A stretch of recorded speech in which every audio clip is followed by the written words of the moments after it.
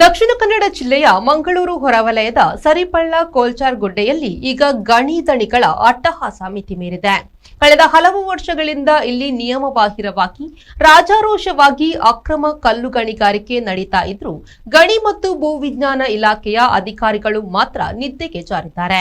ದಿನದ 24 ಗಂಟೆಯೂ ಕರ್ಕಶ ಶಬ್ದ, ಊರೆಲ್ಲ ಆವರಿಸುವ ಧೂಳಿನಿಂದಾಗಿ ಹಸಿರು ಕಾಡಿನಂತಿದ್ದ ಕೋಲ್ಚಾರ್ ಗುಡ್ಡ ಈಗ ರೋಗದ ಗೂಡಾಗಿ ಮಾರ್ಪಟ್ಟಿದೆ. ಈ ಬಗ್ಗೆ ಒಂದು ವರದಿ ಇಲ್ಲಿದೆ. ಹೌದು, ಇದು ಮಂಗಳೂರು ನಗರಕ್ಕೆ ತೀರಾ ಹತ್ತಿರದಲ್ಲಿರುವ ಸರಿಪಲ್ಲದ ಕೋಲ್ಚಾರ ಗುಡ್ಡದ ಇಂದಿನ ಪರಿಸ್ಥಿತಿ. ಒಂದು ಕಾಲದಲ್ಲಿ ಪ್ರಕೃತಿ ಸೌಂದರ್ಯದಿಂದ ಕಂಗೊಳಿಸ್ತಾ ಇದ್ದ ಈ ಗುಡ್ಡದಲ್ಲಿ ಇಂದು ಅಕ್ರಮ ಗಣಿಗಾರಿಕೆಯ ಕರಾಳ ದರ್ಬಾರ್ ನಡೀತಾ ಇದೆ. ಸ್ಥಳೀಯರ ಆರೋಪದ ಪ್ರಕಾರ ಯಾವುದೇ ಅಧಿಕೃತ ಪರವಾನಗಿ ಇಲ್ಲದೆ ನಿಯಮಗಳನ್ನು ಸಂಪೂರ್ಣವಾಗಿ ಗಾಳಿಗೆ ತೂರಿ ಇಲ್ಲಿ ಕಲ್ಲು ಗಣಿಗಾರಿಕೆ ಮಾಡಲಾಗ್ತಾ ಇದೆ. ನಿತ್ಯ ರಾತ್ರಿಯಾಗ್ಲಿ ಮುಂಜಾನೆಯಾಗ್ಲಿ ಇಲ್ಲಿನ ನಿವಾಸಿಗಳಿಗೆ ಭಾರೀ ಯಂತ್ರಗಳ ಶಬ್ದ ಮತ್ತು ಧೂಳಿನಿಂದಾಗಿ ಸರಿಯಾಗಿ ನಿದ್ದೆ ಮಾಡಲು ಸಾಧ್ಯವಾಗ್ತಿಲ್ಲ.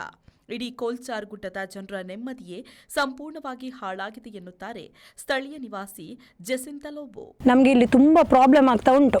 ಈ ಕಲ್ಲು ಕೊರೆ ಬಂದು 2 ವರ್ಷ ಆಯಿತು. 2 ವರ್ಷದಿಂದ ನಾವು ತುಂಬ ಪ್ರಾಬ್ಲಮಲ್ಲಿದ್ದೇವೆ. ಬೆಳಿಗ್ಗೆ ಒಂದು 4:30-5 ಗಂಟೆಗೆ ಅವರದ್ದು ಶಬ್ದ ಆಗಲಿಕ್ಕೆ ಸ್ಟಾರ್ಟ್ ಆಗ್ತದೆ. ಲಾರೀಸ್ ಹಾಗೆ ಅವರದ್ದು ಇಡೀ ದಿನ ಓಡಾಡ್ತದೆ.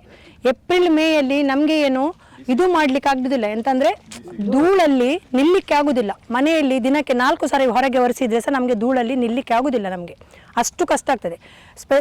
ಮೊದಲನೇದಾಗಿ ಹೇಳೋದಾದರೆ ಮಕ್ಕಳಿಗೆಲ್ಲ ಎಲರ್ಜಿ ಸ್ಟಾರ್ಟ್ ಆಗಿದೆ. ಈಗ ಏಪ್ರಿಲ್ ಮೇಯಲ್ಲಿ ಎಲ್ಲ ಎಲರ್ಜಿ ಸ್ಟಾರ್ಟ್ ಆಗ್ತದೆ ಮಕ್ಕಳಿಗೆ ಆ ಧೂಳಿನಿಂದ. ಬೈಕಲ್ಲಿ ಕರ್ಕೊಂಡು ಹೋದರೆ ಮೊನ್ನೆ ನನ್ನ ಮಗ ಕರ್ಕೊಂಡು ಹೋದ. 1.5 ವರ್ಷ ಆಯಿತು. ಬಿದ್ದು ನನ್ನ ಕಾಲಿನ ಗತಿ ನೋಡಿ. ಇಷ್ಟು ಹಣ ಖರ್ಚಾಯಿತು ಆಸ್ಪತ್ರೆಯಲ್ಲಿ. ಯಾರು ಕೊಡ್ತಾರೆ? ನಮಗೆ ಯಾರು ಆಧಾರ ಇದ್ದಾರೆ? ಮಗ ಬಿದ್ದು ಅವನ ಕೈ ತುಂಡಾಯಿತು. ಈ ಮಕ್ಕಳು ದಾರಿಯಿಂದ ಅವರ ಕೈಕಾಲು ನೋಡಿ ಮಣ್ಣು ತಾಗಿ ಎಲ್ಲ ಗೀರು ಬಿದ್ದಿದೆ ನೋಡಿ. ಇನ್ನು ಈ ಭಾಗದಲ್ಲಿ ಭಾರೀ ಗಾತ್ರದ ಕಲ್ಲು ಲಾರಿಗಳು ಅವಿಶ್ರಾಂತವಾಗಿ ಓಡಾಡೋದ್ರಿಂದ ಇಡೀ ರಸ್ತೆ ಸಂಪೂರ್ಣ ಧ್ವಂಸಗೊಂಡಿದೆ. ಮಳೆಗಾಲ ಬಂದ್ರೆ ಕೆಸರುಗದ್ದೆ, ಬೇಸಿಗೆ ಬಂದ್ರೆ ಧೂಳಿನ ಮಾರುತ. ದಿನನಿತ್ಯ ಈ ರಸ್ತೆಯಲ್ಲಿ ಸಂಚರಿಸುವ ದ್ವಿಚಕ್ರ ವಾಹನ ಸವಾರರು ಹೊಂಡಗಳಿಗೆ ಬಿದ್ದು ಗಾಯಗೊಳ್ತಿದ್ದಾರೆ. ಮನೆಯಲ್ಲಿರುವ ಹಿರಿಯ ನಾಯಕರು ಧೂಳು ಮತ್ತು ಕೆಸರಿನ ಭಯದಿಂದ ಮನೆಯಿಂದ ಹೊರಗೆ ಬಾರದ ಪರಿಸ್ಥಿತಿ ನಿರ್ಮಾಣವಾಗಿದೆ. ಅಷ್ಟೇ ಅಲ್ಲ, ಈ ಮಾರಕ ಧೂಳಿನಿಂದಾಗಿ ಸ್ಥಳೀಯ ನಿವಾಸಿಗಳಲ್ಲಿ ಅಸ್ತಮ, ನಿರಂತರ ಕೆಮ್ಮು ಹಾಗೂ ಚರ್ಮ ರೋಗಗಳು ಉಲ್ಬಣಗೊಂಡಿವೆ. ಈಗಾಗಲೇ ಗ್ರಾಮದ 10 ಸಣ್ಣ ಮಕ್ಕಳು ಉಸಿರಾಟದ ಸಮಸ್ಯೆಯಿಂದ ಆಸ್ಪತ್ರೆಗೆ ದಾಖಲಾಗಿ ಚಿಕಿತ್ಸೆ ಪಡೆದಿದ್ದಾರೆ. ಸಾಲದು ಎಂಬಂತೆ ಈ ಗಣಿಗಾರಿಕೆಯ ಕೆಸರು ನೀರು ಸುತ್ತಮುತ್ತಲಿನ ಕೃಷಿ ಭೂಮಿಯನ್ನ ಸೇರ್ತಾ ಇದ್ದು ರೈತರ ಬೆಳೆಯೂ ನಾಶವಾಗ್ತಾ ಇದೆ. ಈ ಭಾಗದಲ್ಲಿ ಇನ್ನು ಈ ರೀತಿ ಅಕ್ರಮ ಗಣಿಗಾರಿಕೆ ಮುಂದುವರೆದರೆ ಗ್ರಾಮಸ್ಥರು ರಸ್ತೆಗಿಳಿದು ಉಗ್ರ ಹೋರಾಟ ನಡೆಸುತ್ತೇವೆ ಎನ್ನುತ್ತಾರೆ ಸ್ಥಳೀಯ ನಿವಾಸಿಗಳು. ಎಲ್ಲ ಫುಲ್ ಇನ್ಫ್ಲೂಯೆನ್ಸ್ ಅಲ್ಲಿ ನಡೀತಾ ಉಂಟು. ಸ್ಟೇಷನ್ಗೆ ಹೇಳಿದ್ರು ಸಹ ಆಕ್ಷನ್ ಇಲ್ಲ, ಎಲ್ಲ ಯಾವುದು ಆಕ್ಷನ್ ಇಲ್ಲ. ನಾವು PNRಗೆ ಸಹ ಕಂಪ್ಲೇಂಟ್ ಹಾಕಿದ್ದೇವೆ. ಇದು ಸಹ ಕಾರ್ಪೊರೇಷನ್ಗೆ ಕೊಟ್ಟಿದ್ದೇವೆ, DC ಅವರಿಗೆ ಕೊಟ್ಟಿದ್ದೇವೆ. ಇದುವರೆಗೆ ಒಂದು ಅಧಿಕಾರಿಗಳು ಬಂದು ಯಾವುದು ಒಂದು ನಮ್ಮ ಕೊಂದು ಕೊರತೆ ಎಂತ ಯಾವುದು ಕೇಳಲಿಲ್ಲ.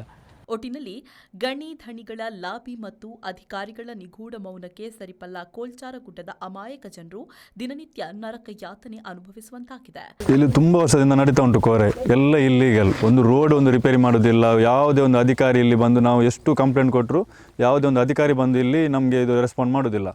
ಮತ್ತು ಇವು ನಮ್ಮ ಮಕ್ಕಳಿದ್ದಾರೆ. ನನ್ನೊಂದು ಮಗಂದು ರಿಪೋರ್ಟ್ ಇದ್ದು ಅಸ್ತಮ ಉಂಟು. ಖಾಲಿ ಧೂಳಿಂದ ಅವರಿಗೆ ಅಸ್ತಮ. ಎಷ್ಟು ಹಣ ಖರ್ಚು ಮಾಡಿದೆ ಮದ್ದಿಗೋಸ್ಕರ. ಇನ್ನು ಸೋಮವಾರದಿಂದ ನಾವು ಇಲ್ಲಿ ಎಲ್ಲ ಊರಿನವರೆಲ್ಲ ಒಗ್ಗಟ್ಟಾಗಿದ್ದೇವೆ. ಸೋಮವಾರದಿಂದ ಒಂದೇ ಒಂದು ಗಾಡಿ ಹೋಗಲಿಕ್ಕೆ ಆ ಕಡೆಯಿಂದ ಬಿಡುವುದಿಲ್ಲ. ನಮಗೆ ಅದರ ಎಂಥ ಸೂಕ್ತ ಕ್ರಮ ಹಾಗೂ ಪರಿಹಾರ ಎಲ್ಲ ನಮಗೆ ಬೇಕು. ನಾವು ಗಾಡಿ ಅಂತೂ ಆ ರೋಡಿಂದ ಹೋಗಲಿಕ್ಕೆ ನಾವು ಬಿಡುವುದಿಲ್ಲ. ಇನ್ನಾದರೂ ದಕ್ಷಿಣ ಕನ್ನಡ ಜಿಲ್ಲಾಡಳಿತ ಈ ಅಕ್ರಮ ಕಲ್ಲು ಗಣಿಗಾರಿಕೆಗೆ ಬ್ರೇಕ್ ಹಾಕಿ ಇಲ್ಲಿನ ಜನರ ಆರೋಗ್ಯ ರಕ್ಷಣೆ ಹಾಗೂ ರಸ್ತೆ ಸಮಸ್ಯೆಗೆ ಸೂಕ್ತ ಪರಿಹಾರ ಒದಗಿಸಲಿ ಎಂಬುದು ನಮ್ಮ ಆಶಯ. ಶರತ್ ಸಾಲ್ಯಾನ್, V4 ನ್ಯೂಸ್, ಮಂಗಳೂರು.